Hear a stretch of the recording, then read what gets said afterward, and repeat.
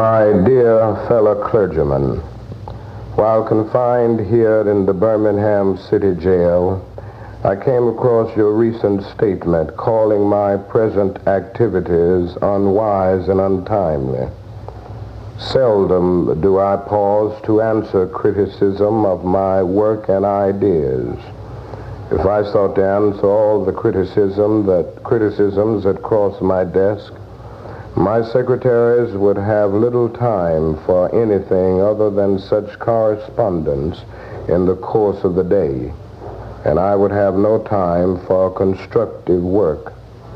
But since I feel that you are men of genuine goodwill and that your criticisms are sincerely set forth, I want to try to answer your statement in what I hope will be patient and reasonable terms. I think I should indicate why I am here in Birmingham, since you have been influenced by the view which argues against outsiders coming in.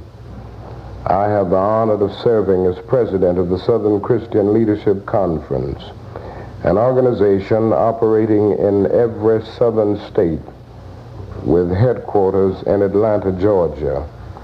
We have some 85 affiliated organizations across the South, and one of them is the Alabama Christian Movement for Human Rights.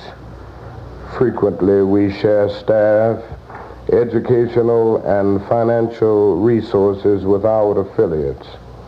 Several months ago, the affiliate here in Birmingham asked us to be on call to engage in a nonviolent direct action program if such were deemed necessary.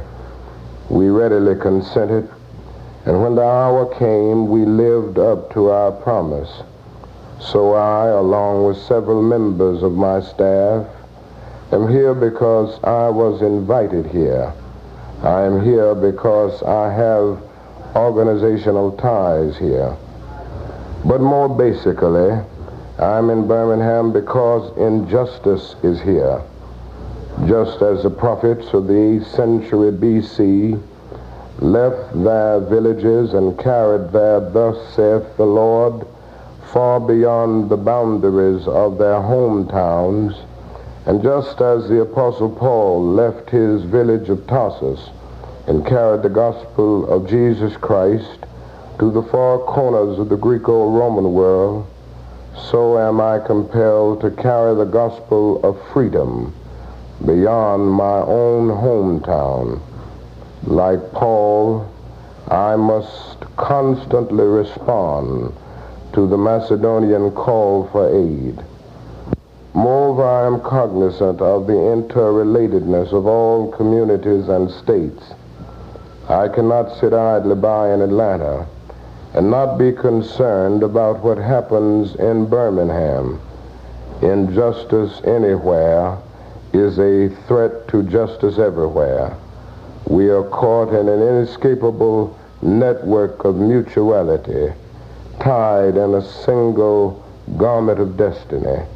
Whatever affects one directly affects all indirectly. You deplore the demonstrations taking place in Birmingham, but your statement, I am sorry to say, fails to express a similar concern for the conditions that brought about the demonstrations. I am sure that none of you would want to rest content with a superficial kind of social analysis that deals merely with effects and does not grapple with underlying causes. It is unfortunate that demonstrations are taking place in Birmingham, but it is even more unfortunate that the city's white power structure left the Negro community with no alternative. In any nonviolent campaign, there are 4 basic steps: collection of the facts to determine whether injustices exist, negotiation, self-purification, and direct action. We have gone through all these steps in Birmingham. There can be no gainsaying the fact that racial injustice engulfs this community. Birmingham is probably the most thoroughly segregated city in the United States. Its ugly record of brutality is widely known. Negroes have experienced grossly unjust treatment in the court. There have been more unsolved bombings of Negro homes and churches in Birmingham than in any other city in the nation. These are the hard, brutal facts of the case. On the basis of these conditions, Negro leaders sought to negotiate with the city fathers, but the latter consistently refused to engage in good faith negotiation. Then last September came the opportunity to talk with leaders of Birmingham's economic community. In the course of the negotiations, certain promises were made by the merchants, for example, to remove the store's humiliating racial signs. On the basis of these promises, the Reverend Fred Shuttleworth and the leaders of the Alabama Christian Movement for Human Rights agreed to a moratorium on all demonstrations. As the weeks and months went by, we realized that we were the victims of a broken promise. A few signs, briefly removed, returned. The others remained. As in so many past experiences, our hopes had been blasted, and the shadow of deep disappointment settled upon us. We had no alternative except to prepare for direct action, whereby we would present our very bodies as a means of laying our case before the conscience of the local and the national community. Mindful of the difficulties involved, we decided to undertake a process of self-purification. We began a series of workshops on nonviolence, and we repeatedly asked ourselves, are you able to accept blows without retaliating? Are you able to endure the ordeal of jail? We decided to schedule our direct action program for the Easter season, realizing that except for Christmas, this is the main shopping period of the year.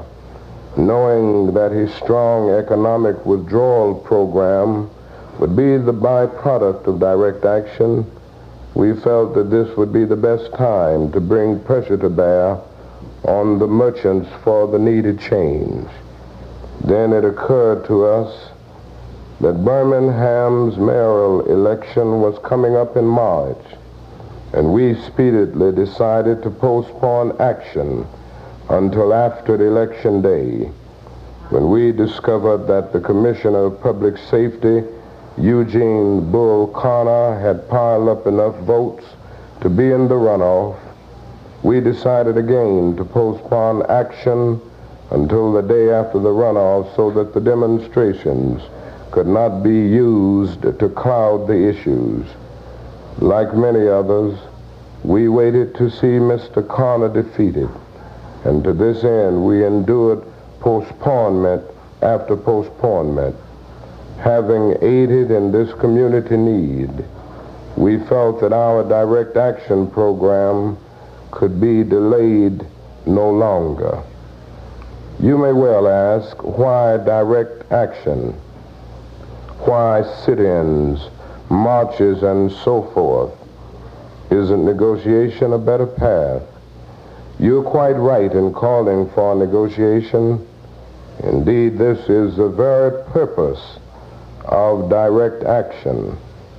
Nonviolent direct action seeks to create such a crisis and foster such a tension that a community which has constantly refused to negotiate is forced to confront the issue. It seeks so to dramatize the issue that it can no longer be ignored. My citing the creation of tension as part of the work of the nonviolent resistor may sound rather shocking, but I must confess that I am not afraid of the word tension. I have earnestly opposed violent tension, but that is a type of constructive, nonviolent tension which is necessary for growth. Just as Socrates felt that it was necessary to create a tension in the mind so that individuals could rise from the bondage of myths and half-truths to the unfettered realm of creative analysis and objective appraisal, so must we see the need for nonviolent gadflies to create the kind of tension in society that will help men rise from the dark depths of prejudice and racism to the majestic heights of understanding and brotherhood.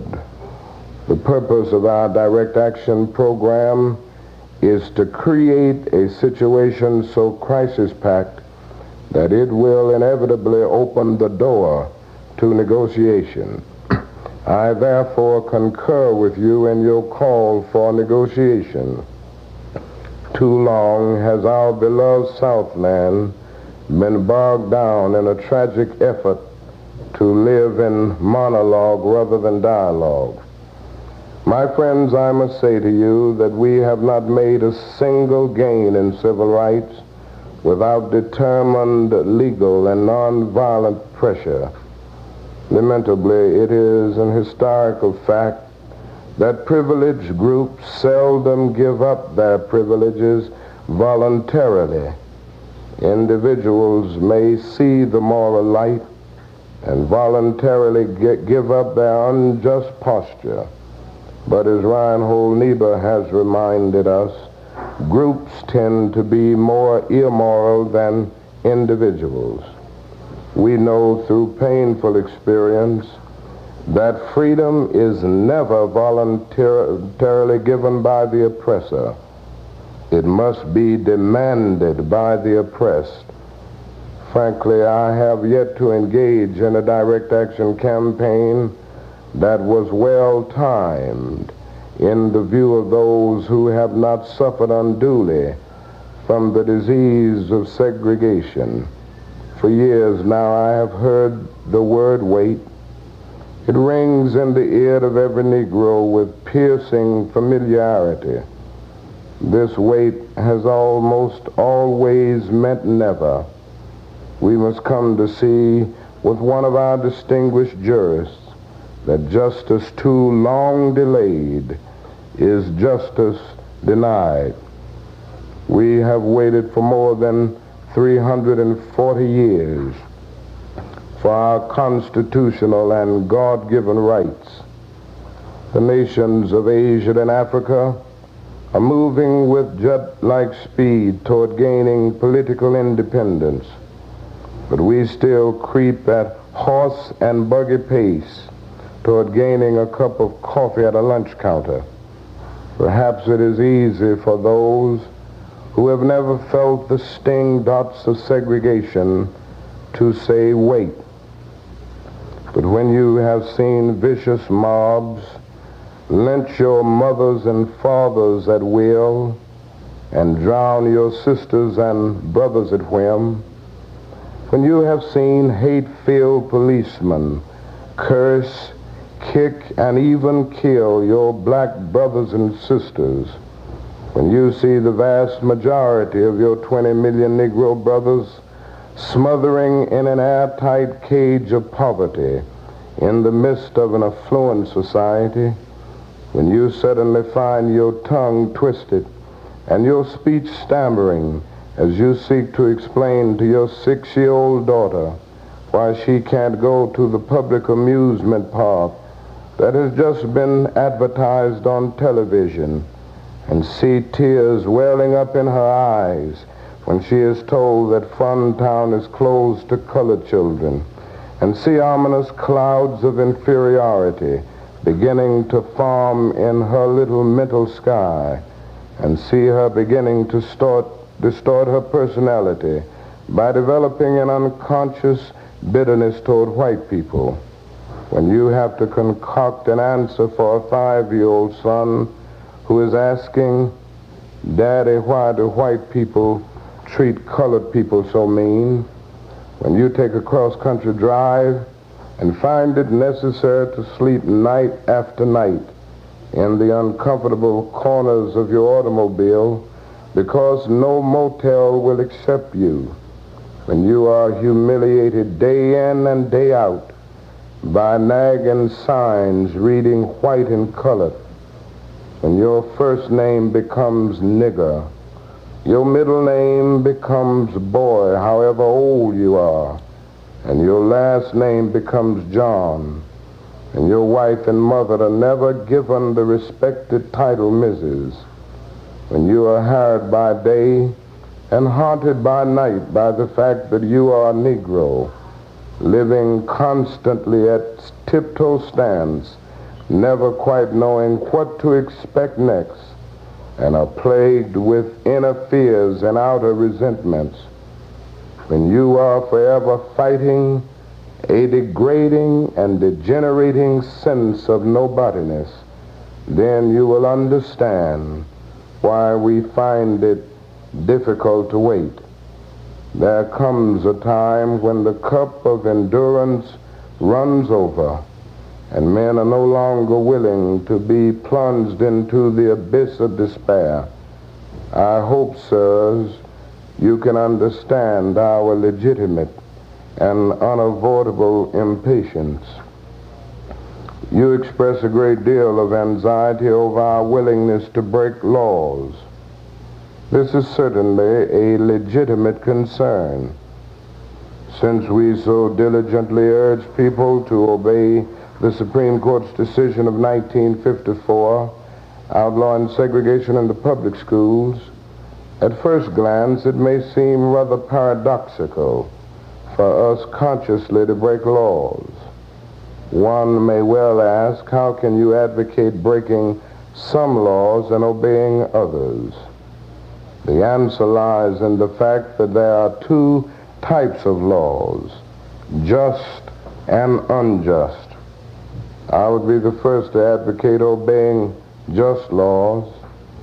One has not only a legal but a moral responsibility to obey just laws.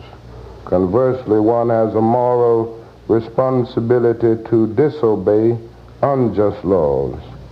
I would agree with St. Augustine that an unjust law is no law at all. Now, what is the difference between the two? How does one determine whether the law is just or unjust? A just law is a man-made code that squares with the moral law or the law of God. An unjust law is a code that is out of harmony with the moral law. To put it in the terms of St. Thomas Aquinas, an unjust law is a human law that is not rooted in eternal and natural law. Any law that uplifts human personality is just. Any law that degrades human personality is unjust. All segregation statutes are unjust because segregation distorts the soul and damages the personality. It gives the segregator a false sense of superiority and the segregated a false sense of inferiority. Segregation, to use the terminology of the Jewish philosopher Martin Buber, substitutes an I-it relationship for an I-thou relationship and ends up relegating persons to the status of things. Hence, segregation is not only politically, economically, and sociologically unsound, it is morally wrong and sinful. Paul Tillich has said that sin is separation, is not segregation, an existential expression of man's tragic separation, his awful estrangement, his terrible sinfulness. Thus, it is that I can urge men to obey the 1954 decision of the Supreme Court, for it is morally right, and I can urge them to disobey segregation ordinances, for they are morally wrong. Let us consider the more concrete expression of just and unjust laws. An unjust law is a code that a numerical or power majority group compels a minority group to obey, but does not make binding on itself. This is difference made legal. But by the same token, a just law is a code that a majority compels a minority to follow, and that is, it is willing to follow itself. This is sameness made legal. Let me give another explanation. A law is unjust if it is inflicted on a minority that as a result of being denied the right to vote had no part in enacting or devising the law. Who can say that the legislature of Alabama, which set up that state's segregation laws, was democratically elected? Throughout Alabama, all sorts of devious methods are used to prevent Negroes from becoming registered voters. And there are some counties in which, even though Negroes constitute a majority of the population, not a single Negro is registered. Can any law enacted under such circumstances be considered democratically structured? Sometimes a law is just on its face and unjust in its application. I hope you are able to see the distinction I am trying to point out. In no sense do I advocate evading or defying the law, as would the rabid segregationists. That would lead to anarchy.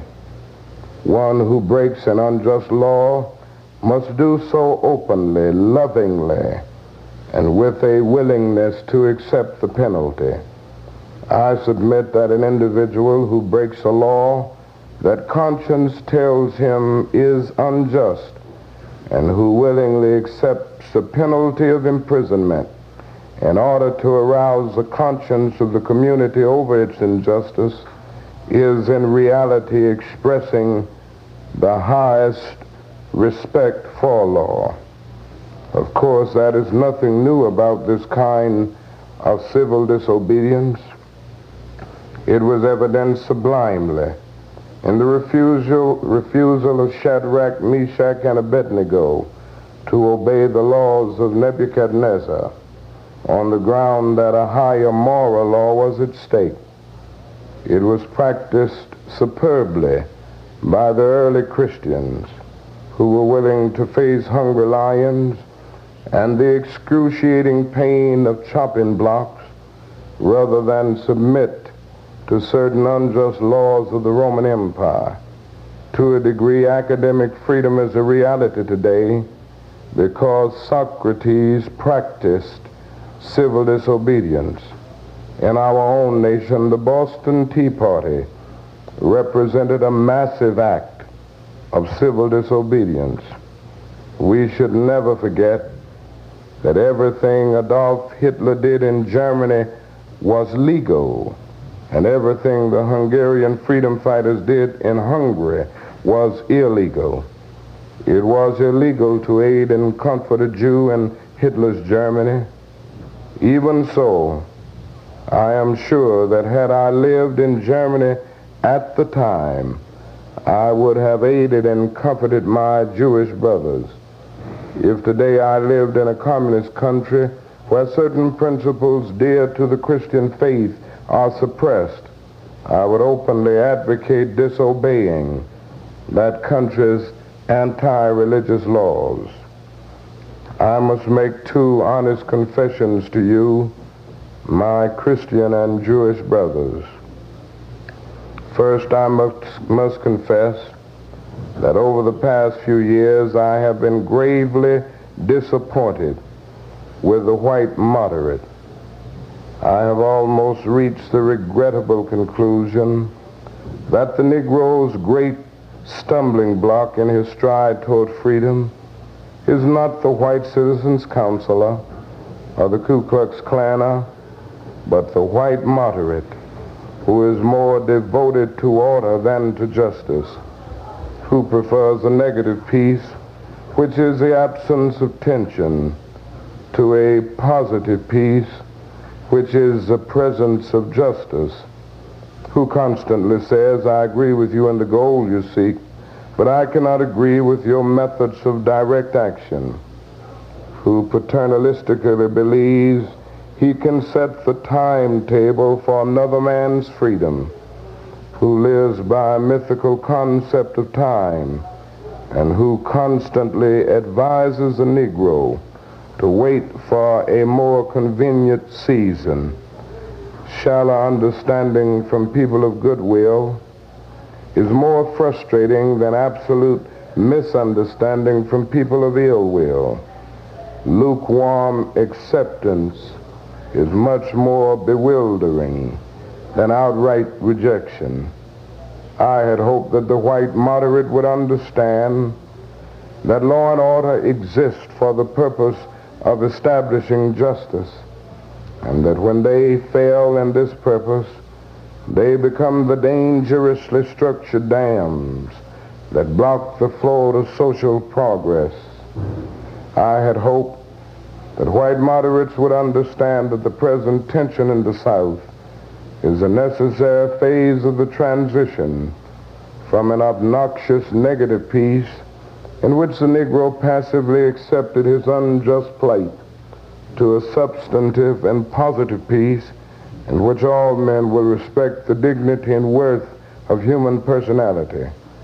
Actually, we who engage in nonviolent direct action are not the creators of tension.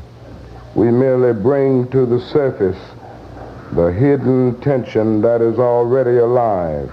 We bring it out in the open where it can be seen and dealt with, like a boil that can never be cured so long as it is covered up, but must be open with all its ugliness to the natural medicines of air and light. Injustice must be exposed with all the tension its exposure creates to the light of human conscience and the air of national opinion before it can be cured. In your statement, you assert that our actions, even though peaceful, must be condemned because they precipitate violence. But is this a logical assertion? Isn't this like condemning a robbed man because his possession of money precipitated the evil act of robbery? Isn't this like condemning Socrates because his unswerving commitment to truth and his philosophical inquiries precipitated the act by the misguided populace in which they made him drink hemlock? Isn't this like condemning Jesus because his unique God consciousness and never ceasing devotion to God's will precipitated the evil act of crucifixion? We must come to see that, as the federal courts have consistently affirmed, it is wrong to urge an individual to cease his efforts to gain his basic constitutional rights because the quest may precipitate violence. Society must protect the robbed and punish the robber. I had also hoped that the white moderate would reject the myth concerning time in relation to the struggle for freedom. More and more, I feel that the people of ill will have used time much more effectively than have the people of goodwill. We will have to repent in this generation, not merely for the hateful words and actions of the bad people, but for the appalling silence of the good people. Human progress never rolls in on the wheels of inevitability. It comes through the tireless efforts of men willing to be co-workers with God. And without this hard work, time itself becomes an ally of the forces of social stagnation. We must use time creatively in the knowledge that the time is always ripe to do right. Now is the time to make real the promise of democracy and transform our pending national elegy into a creative psalm of brotherhood. Now is the time to lift our national policy from the quicksand of racial injustice to the solid rock of human dignity. You speak of our activity in Birmingham as extreme. At first I was rather disappointed that fellow clergymen would see my nonviolent efforts as though hatred. And it comes perilously. One is a force of complacency, made up in part of Negroes who, as a result of long years of oppression, are so drained of self-respect and a sense of somebodyness that they have adjusted to segregation, and in part of a few middle-class Negroes who, because of a degree of academic and economic security, and because in some ways they profit by segregation, have become insensitive to the problems of the masses. The other force is one of bitterness and hatred, and it comes perilously close to advocating violence. It is expressed in the various black nationalist groups that are springing up across the nation, nourished by the Negro's frustration over the continued existence of racial discrimination. This movement is made up of people who have lost faith in America, who have absolutely repudiated Christianity, and who have concluded that the white man is an incorrigible devil. I have tried to stand between these two forces, saying that we need emulate neither the do-nothingism of the complacent nor the hatred and despair of the black nationalists. For that is a more excellent way of love and nonviolent protest. I am grateful to God that through the influence of the Negro Church, the way of nonviolence became an integral part of our struggle. If this philosophy had not emerged, by now the hatred and despair of the black nationalists. For that is a more excellent way of love and nonviolent protest. I am grateful to God that through the influence of the Negro Church, the way of nonviolence became an integral part of our struggle. If this philosophy had not emerged, by now many streets of the South would, I am convinced, be flowing with blood. And I am further convinced that if our white brothers dismiss as rabble-rousers and outside agitators those of us who employ nonviolent direct action, and if they refuse to support our nonviolent efforts, millions of Negroes will, out of frustration and despair, seek solace and security in black nationalist ideologies, a development that would inevitably lead to a frightening racial nightmare. Oppressed people cannot remain depressed forever. The yearning for freedom eventually manifests itself, and that is what has happened to the American Negro. Something within has reminded him of his birthright of freedom, and something without has reminded him that it can be gained. Consciously, unconsciously, he has been caught up by the spirit of the times, and with his black brothers of Africa and his brown and yellow brothers of Asia, South America, and the Caribbean, the United States Negro is moving with a sense of great urgency toward the promised land of racial justice. If one recognizes this vital urge that has engulfed the Negro community, one should readily understand why public demonstrations are taking place. The Negro has many pent-up resentments and latent frustrations, and he must release them.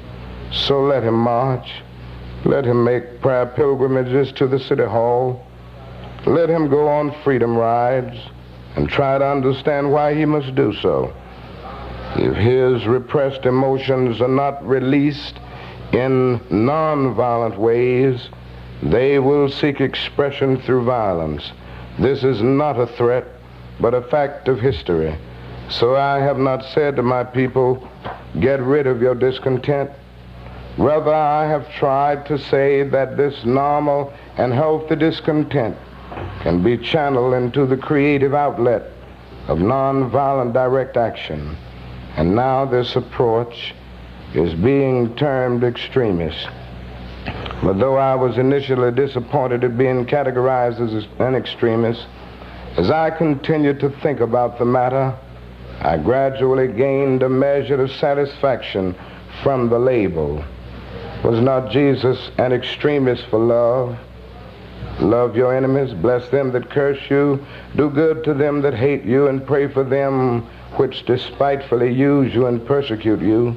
Was not Amos an extremist for justice? Let justice roll down like waters, and righteousness like a mighty stream. Was not Paul an extremist for the Christian gospel? I bear in my body the marks of the Lord Jesus Christ. Was not Martin Luther an extremist? Here I stand, I cannot do otherwise, so help me God. Was not John Bunyan an extremist?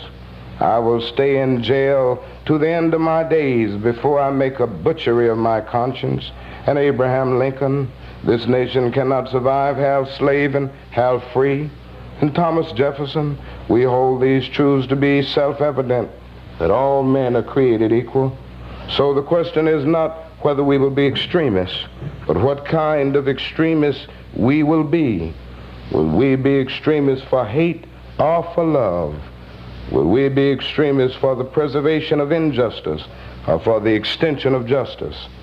In that dramatic scene on Calvary's Hill, 3 men were crucified. We must never forget that all 3 were crucified for the same crime, the crime of extremism. 2 were extremists for immorality, and thus fell below that environment. The other, Jesus Christ, was an extremist for love, truth, and goodness, and thereby rose above his environment. Perhaps the South, the nation, and the world are in dire need of creative extremists. I had hoped that the white moderate would see this need. Perhaps I was too optimistic. Perhaps I expected too much.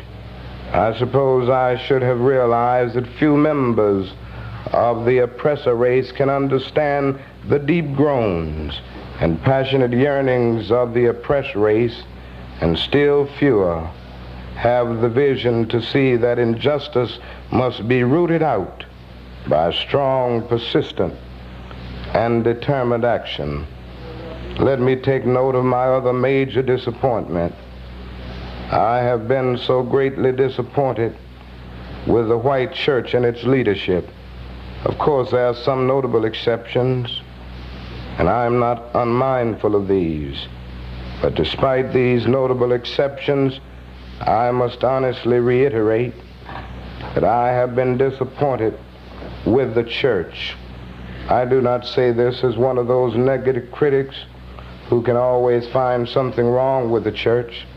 I say this as a minister of the gospel who loves the church, who was nurtured in its bosom, who has been sustained by its spiritual blessings, and who will remain true to it as long as the cords of life shall lengthen. When I was suddenly catapulted into the leadership of the bus protest in Montgomery, Alabama a few years ago, I felt we would be supported by the white church. But this never came through. All too many ministers found themselves more cautious than courageous and remained silent behind the safe security of stained glass windows. In spite of my shattered dreams, I came to Birmingham with the hope that the white religious leadership of this community would see the justice of our cause and with deep moral concern would serve as a channel through which our just grievances could reach the power structure. I had hoped that each of you would understand, but again I have been disappointed. I've heard numerous southern religious leaders admonish their worshipers to comply with a desegregation decision because it is the law. But I have longed to hear white ministers declare, follow this decree because integration is morally right and because the Negro is your brother. In the midst of blatant injustices inflicted upon the Negro, I have watched white churchmen stand on the sideline and mouth pious irrelevancies and sanctimonious trivialities. In the midst of a mighty struggle to rid our nation of racial and economic injustice, I have heard many ministers say those are social issues with which the gospel has no concern. I have traveled the length and breadth of Alabama, Mississippi, and all the other southern states on sweltering summer days and crisp autumn mornings. I have looked at the South's beautiful churches with their lofty spires pointing heavenward. I have beheld the impressive outlines of her massive religious education buildings. Over and over, I have found myself asking, what kind of people worship here? Who is our God? Where were their voices when the lips of Governor Barnett dripped with words of interposition and nullification? Where were they when Governor Wallace gave a clarion call for defiance and hatred? Where were their voices of support when bruised and weary Negro men and women decided to rise from the dark dungeons of complacency to the bright hills of creative protest? Yes, these questions are still in my mind. In deep disappointment, I have wept over the laxity of the church, but be assured that my tears have been tears of love. There can be no disappointment where there is not deep love. Yes, I love the church. How could I do otherwise? I am in the rather unique position of being the son, the grandson, and the great-grandson of preachers.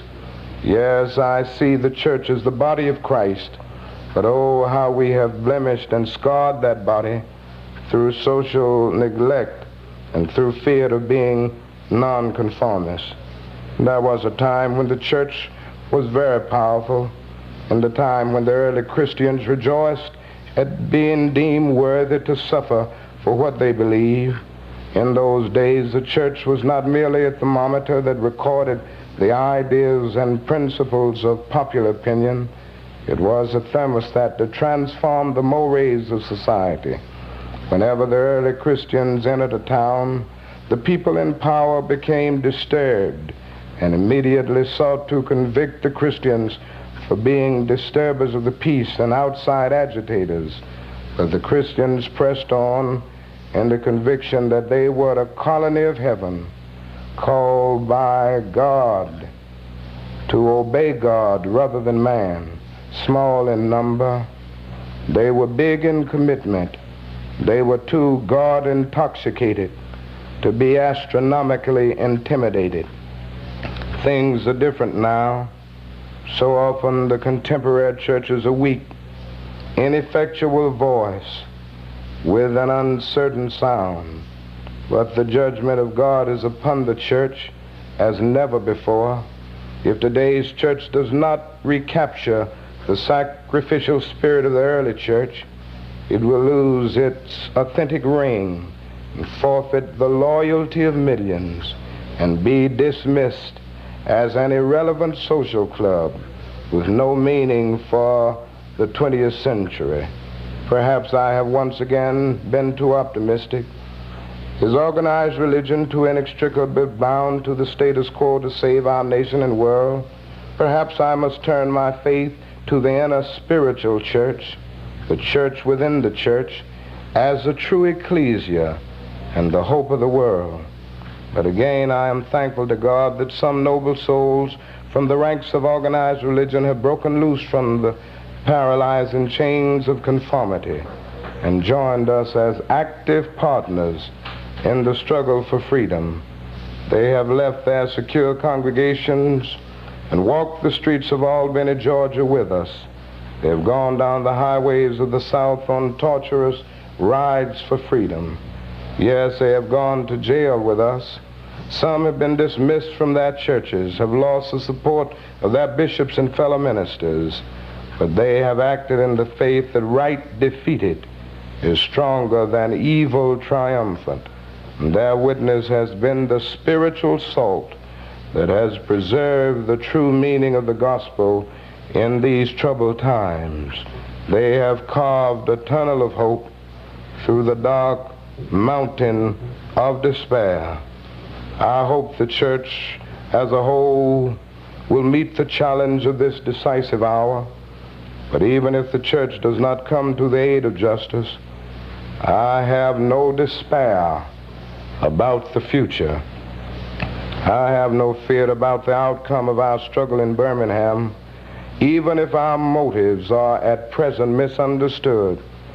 We will reach the goal of freedom in Birmingham and all over the nation, because the goal of America is freedom. Abused and scorned though we may be, our destiny is tied up with America's destiny. Before the Pilgrims landed at Plymouth, we were here. Before the pen of Jefferson etched the majestic words of the Declaration of Independence across the pages of history, we were here. For more than 2 centuries, our forebears labored in this country without wages. They made cotton king. They built the homes of their masters while suffering gross injustice and shameful humiliation. And yet out of a bottomless vitality, they continue to thrive and develop. If the inexpressible cruelties of slavery could not stop us, the opposition we now face will surely fail. We will win our freedom because the sacred heritage of our nation and the eternal will of the Almighty God are embodied in our echoing demands. Never before have I written so long a letter. I'm afraid it is much too long to take your precious time. I can assure you that it would have been much shorter if I had been writing from a comfortable desk. But what else can one do when he is alone in a narrow jail cell other than write long letters, think long thoughts, and pray long prayers? If I have said anything in this letter that overstates the truth and indicates an unreasonable impatience, I beg you to forgive me. If I've said anything that understates the truth and indicates my having a patience that allows me to settle for anything less than brotherhood, I beg God to forgive me. I hope this letter finds you strong in the faith. I also hope that circumstances will soon make it possible for me to meet each of you, not as an integrationist or as a civil rights leader, but as a fellow clergyman and a Christian brother. Let us all hope that the dark clouds of racial prejudice will soon pass away and the deep fog of misunderstanding will be lifted from our fear-drenched communities, and in some not too distant tomorrow, the radiant stars of love and brotherhood will shine over our great nation with all their scintillating beauty. Yours for the cause of peace and brotherhood, Martin Luther King, Jr.